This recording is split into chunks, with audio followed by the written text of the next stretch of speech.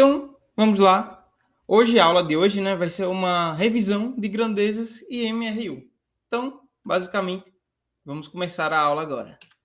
Então, os conteúdos programados para essa aula primeiro, introdução, introduzir, né, o que é a física e tal, grandezas, começar a falar o que é grandezas e começar a falar de MRU. Muito importante MRU, porque só com MRU a gente vai entender MRUV e aí a gente consegue entender depois mais outros conteúdos. Aqui, a base da física é basicamente grandezas, MRU, MRUV. E depois disso você se expande. Então vamos lá.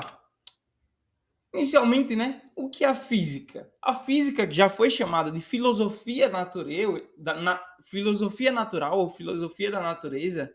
Basicamente ela é a ciência que estuda fenômenos naturais e as leis fundamentais que governam o universo, desde partículas subatômicas até o universo como um todo. Então, praticamente tudo é física. É bem difícil você achar alguma coisa que não tenha física envolvida no meio.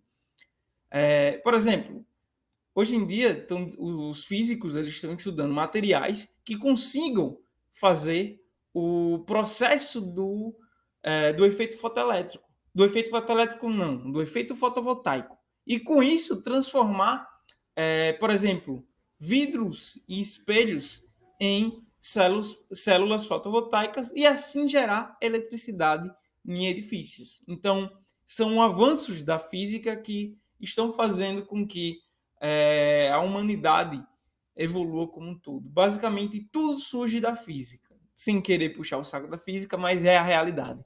Aqui eu coloquei a imagem dos três, ao meu ver, que são pilares da física, né? Que é o Galileu, o Newton e o Einstein. O Galileu fez experimentações e observações, anotou tudo de maneira muito perfeita. O Newton é um gênio incomparável. Ele pegou as anotações do Galileu Galilei e basicamente criou toda a física, que chamam de física clássica, se eu não me engano. Posso estar errado agora, depois eu corrijo qualquer coisa. Mas basicamente ele usou as observações que o Galileu fez, né? O Galileu fez, e ele basicamente fez as leis de Newton e fez a lei da gravitação universal. Ele tem contribuição também em termodinâmica, ele tem contribuição em óptica, ele tem um monte de coisa. E depois vem Einstein, né? Einstein foi um aluno de graduação que na época era tido como medíocre, porque ele era muito preguiçoso. Só que o cara foi basicamente um dos maiores gênios do século XX. Ele criou a teoria da relatividade restrita e geral e criou também o efeito fotoelétrico. Ele não criou, né? Ele basicamente teve os insights ali e conseguiu desenvolver bem, mas nada tira o crédito dele. Ele foi um gênio. Foi um gênio. Então, basicamente, esses daqui moldaram a física como a gente conhece ela hoje. Tem diversos outros, mas esse daqui foi o que eu quis focar. Então, vamos lá partir, né, para os conteúdos da aula de hoje mesmo. Grandezas. A gente vai falar do conceito de grandeza, sistema internacional de medidas, grandeza escalar e vetorial e fazer alguns exercícios. Então, aqui, o que é grandeza física? Perguntar assim, o que é uma grandeza física? Muitas pessoas não vão saber. É basicamente qualquer coisa que possa ser medida e tenha uma unidade. Coloquei aqui até um textozinho, que é uma definição que as pessoas podem tirar uma foto. Eu até coloquei aqui, para vocês escreverem ou tirar fotos. Eu vejo que a maioria das pessoas hoje em dia prefere tirar fotos, então tá aí. Tira uma foto, tá tudo certo. Então, uma grandeza física é uma propriedade mensurável do mundo físico. Ela pode ser quantificada por meio de uma unidade de medida, como metro, quilograma, segundo, ampere, Kelvin, entre outras. Basicamente, qualquer pessoa pode criar uma grandeza. Eu posso criar uma grandeza para qualquer coisa e dizer, isso daqui é um N, por exemplo. A distância daqui para cá, eu digo que é um N. Isso daqui é uma grandeza. Eu posso fazer isso. E depois de um tempo foram padronizando essas coisas aí para as pessoas não se perder, né? Você chegar, Você está fazendo aqui quilômetros por hora e lá o cara vê libras por segundo, por exemplo. Tipo, nada a ver, tá ligado? Então, por isso que tem que ter um padrão que você vai ver um pouquinho mais adiante. Mas eu vou falar primeiro de grandeza escalar. O que seria grandeza escalar? Então, uma grandeza escalar é uma grandeza física que é completamente descrita apenas por um valor numérico, acompanhada por uma unidade de medida. Simplificando, ela é descrita por um valor numérico. Você tem lá um valor numérico e uma unidade. Um exemplo dela é o quê? Eu até coloquei aqui, ó, centímetros, metros. Essas coisas que a gente só tem números e uma unidade são grandezas escalares. Então vamos agora saber o que é uma grandeza vetorial. Já diz tudo, né? Grandeza vetorial. Ela é uma grandeza vetorial, é uma grandeza física que é completamente descrita por um valor numérico acompanhado por uma direção e um sentido. Então a gente vai ter aqui é só a gente lembrar. Direção e sentido, grandeza vetorial. A gente vai saber. Direção e sentido, grandeza vetorial. Exemplos dela, força. Força é uma grandeza vetorial. Tem outras também que são grandezas vetoriais. Eu pergunto a vocês aí, deixarem aí, quais vocês acham que são grandezas vetoriais. Então vamos lá para o próximo, né?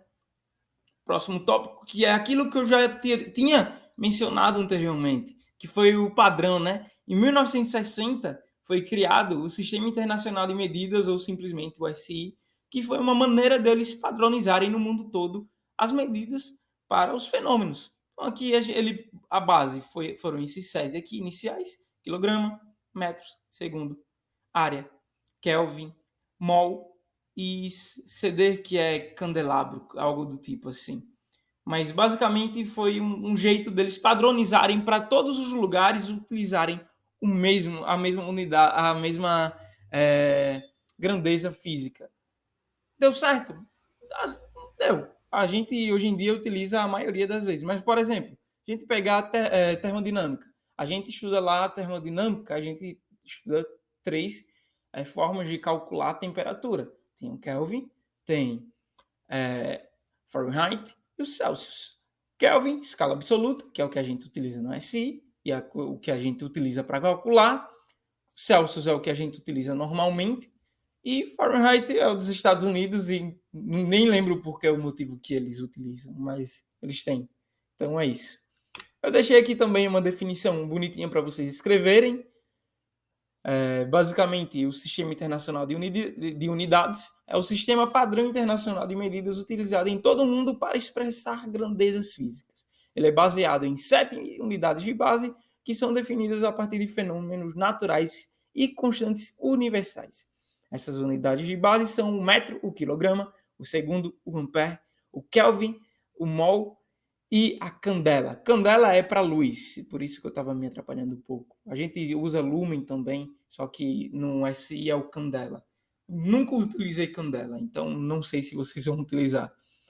Mas basicamente é isso daqui, o SI. Aqui eu trouxe uma tabelazinha com a grandeza, o símbolo, né? A gente tem comprimento, área, volume, ângulo, tempo, frequência, velocidade, aceleração, vários. E a gente tem aqui o símbolo, né? Metro, metro ao quadrado, metro cúbico, rad, S, Hz, metro por segundo, e aí por aí vai. Mas é importante a gente entender o que isso significa. Por exemplo, vamos pegar aqui o começo. E a gente vê metro, comprimento, né? Metro. A gente vê um Mzinho. Área, a gente vai ver metro ao quadrado. Então a gente está vendo aqui, se a gente for visualizar mais, a gente está vendo 2 dimensões. Altura, peraí, deixa eu ver aqui na câmera.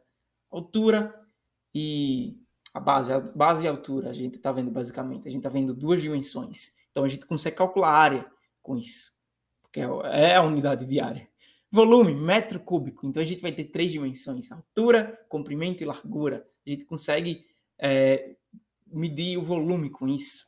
E mais adiante a gente consegue também visualizar, por exemplo, em 1 metro cúbico, quantos litros de água tem? A gente consegue fazer conversão de unidades. E a gente consegue saber.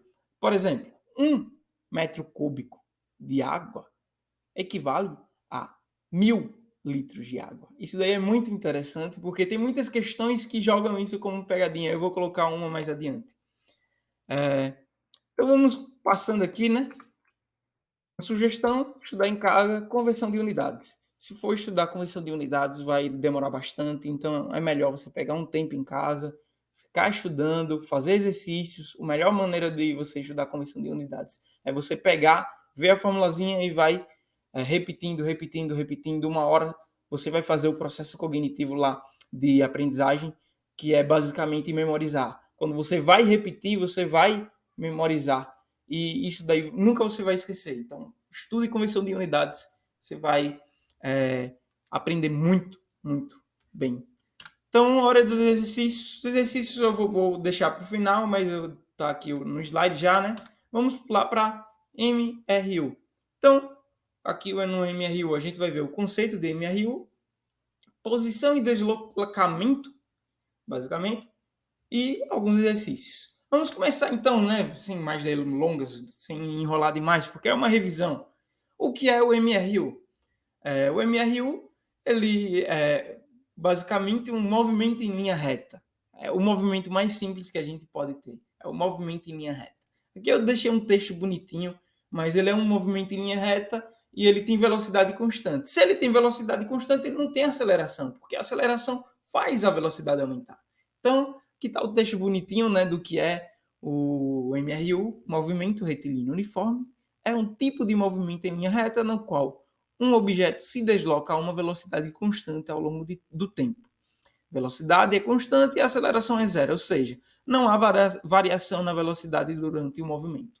Beleza.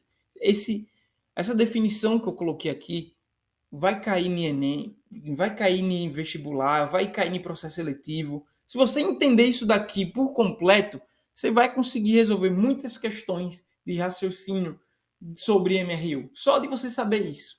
Porque é base. É velocidade. O MRU tem em linha reta, velocidade constante, aceleração zero. Não há variação na velocidade. É só isso, basicamente, o MRU. E só que tem as formulazinhas, né, que eu vou mostrar mais adiante. Mas o próximo aqui que eu vou ter é o próximo slide aqui é posição. Explicar o que é uma posição, né? Posição é a posição de objeto é a sua localização em relação a um ponto de referência. Por exemplo, se uma pessoa está em uma sala, a sua posição pode ser descrita como 2 metros à direita da porta. Então, eu botei a imagem aqui do Sasuke contra o Naruto. Posso usar aqui o Sasuke como referência e dizer o Naruto está a 1 metro do Sasuke. Ou eu posso usar o Naruto como referência e vice-versa. Isso daí é posição. É eu ter um ponto de referência e localizar um outro ponto utilizando esse ponto base como referência. Basicamente isso. A gente tem também uma equaçãozinha para a gente saber a posição, né? Que é a variação da posição. Eu botei bem grande, porque é uma revisão. Não vou destrinchar essas fórmulas. Não acho necessário destrinchar essas fórmulas. Porque é uma perda de tempo. Porque é uma revisão. Vocês já viram isso. Não é uma perda de tempo, mas basicamente a gente tem aqui a fórmula da variação da posição, né? Delta x é igual a x final menos x inicial. Basicamente, x a gente utiliza como posição, porque é uma incógnita, a gente não sabe onde é. A gente pode usar também o S. O S também, em alguns livros, ele utiliza o S, que é space, em inglês, aí eles utilizam S. Alguns livros, né, utilizam. É basicamente isso. Posição final menos inicial vai ser igual a variação da posição.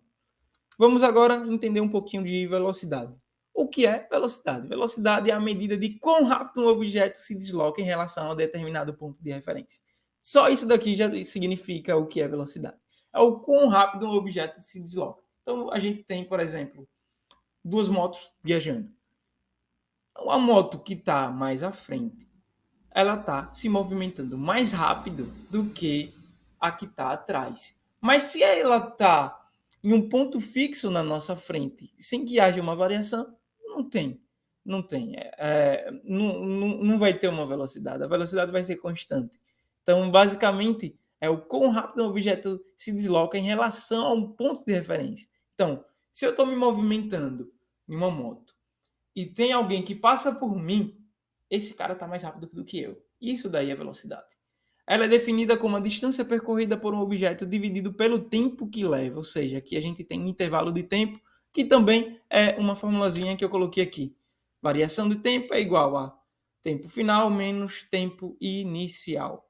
Acho que não tem muita dificuldade em entender essa daqui, por isso que eu estou...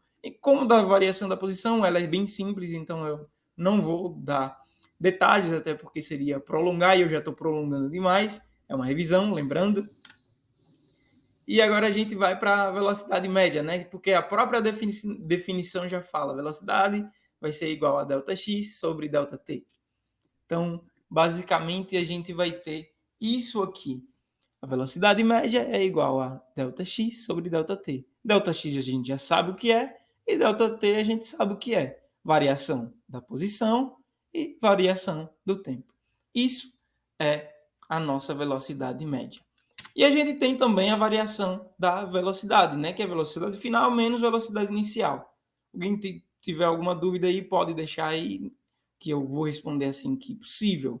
Mas é basicamente isso. Eu não vou me prolongar nessas fórmulas porque são mais simples. Depois eu quero trabalhar os exercícios, que os exercícios vai ser melhor de trabalhar. Então vamos lá. Deslocamento, né? Falar de deslocamento. Deslocamento é a mudança na posição do objeto em relação ao tempo. Ele é uma grandeza vetorial.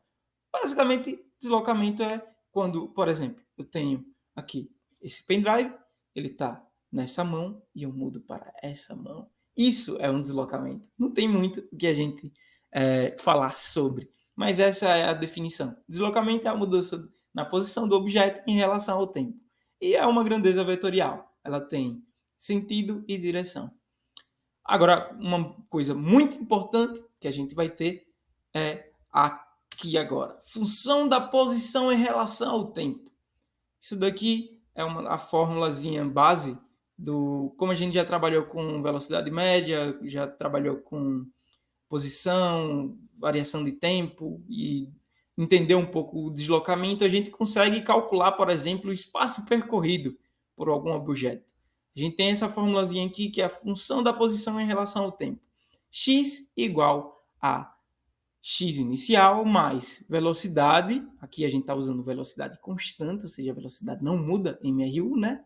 E vezes tempo final menos tempo inicial. Se o tempo inicial for o tempo de início, a gente pode considerar ele como zero. Aí a nossa fórmula fica x igual a x inicial mais v vezes t, que é basicamente posição final igual a posição inicial mais velocidade vezes tempo. Se a posição inicial for zero, né, a gente tá, vamos dizer que está partindo do início, a gente só vai ter VT. Então, x igual a VT nesse caso. Eu nem coloquei aqui porque é bem básico. Eu vou trabalhar mais isso daí nas questõezinhas. O melhor jeito de você aprender física é você ler o conceito, você entender aquele conceito e depois aplicar exercícios. É assim que você aprende física. É você fazendo exercícios, é você visualizando aquele fenômeno na sua cabeça. É você pensando. Se você pensar com o raciocínio da física, você aprende física. Alguém tiver dúvidas, pode deixar aí que eu vou responder o mais rápido possível também. Uma outra sugestão é estudar em casa gráficos do MRU. A gente tem vários gráficos do MRU que, se a gente for falar em uma aula, 50 minutos não é possível. Então, você estuda em casa gráficos do MRU. Se você estudar bem gráficos do MRU, você vai conseguir evoluir bem. E cai bastante também gráficos em Enem, vestibular. E são os gráficos iniciais são fáceis, então para processo seletivo vocês conseguem aprender de boa. Os gráficos de Enem também, de MRU, são bem fáceis no caso, né? Falei errado, desculpe. Então, sugestão é essa daqui. Eu aqui, hora dos exercícios, né? No final eu vou falar, ou vou fazer um outro vídeo fazendo exercícios. E obrigado pela atenção, desculpe se fiquei nervoso, desculpe se eu errei alguma coisa. E basicamente foi isso. Obrigado pela atenção. Falou, é nóis. Qualquer dúvida é só deixar aí, eu vou responder assim que possível.